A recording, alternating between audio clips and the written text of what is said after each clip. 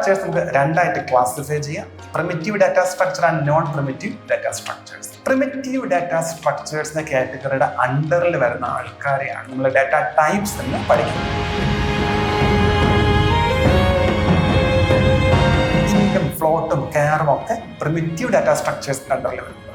Non primitive data സ്ട്രക്ചേഴ്സിന് further നമുക്ക് classify ചെയ്യാൻ പറ്റും. അതിനകത്ത് linear data structure, non linear data structures, അങ്ങനെ രണ്ട് ക്ലാസിഫിക്കേഷൻസ് വീണ്ടും ഉണ്ട്. ലീനിയർ എന്ന് ഉദ്ദേശിക്കുന്നത് ആ ഒരു ഷേപ്പാണ്. ലീനിയർ ഷേപ്പ്, ട്രെയിനിന്റെ ഷേപ്പ് ഉണ്ടല്ലോ, അതുപോലെ ലീനിയർ ആയിട്ട് വരുന്ന ഷേപ്പാണ് ലീനിയർ ഡാറ്റ സ്ട്രക്ചേഴ്സ്. അറേസ് പഠിച്ചിട്ടുണ്ടല്ലോ, അറേസ് ആക്ച്വലി ലീനിയർ ഡാറ്റ സ്ട്രക്ചറിന്റെ എക്സാമ്പിൾ ആണ്. അറേസ് കൂടാതെ stack, queue, linked list, vectors, ഇങ്ങനെ കുറെ ആൾക്കാരുണ്ട് ലീനിയർ ഡാറ്റ സ്ട്രക്ചേഴ്സ് അണ്ടറിലായിട്ട്. നോൺ ലീനിയർ എന്ന് പറയുമ്പോൾ ഞാൻ ഈ പറഞ്ഞ linear shape, straight line shape അവിടെ ഇല്ല. നോൺ ലീനിയർ ആകുമ്പോൾ ആ ഒരു ലീനിയറിറ്റി ഇല്ല. അതിന്റെ എക്സാമ്പിൾസ് ആയിട്ട് വരുന്നതാണ് ട്രീ, ഗ്രാഫ്, ഹാഷ് ടേബിൾസ്.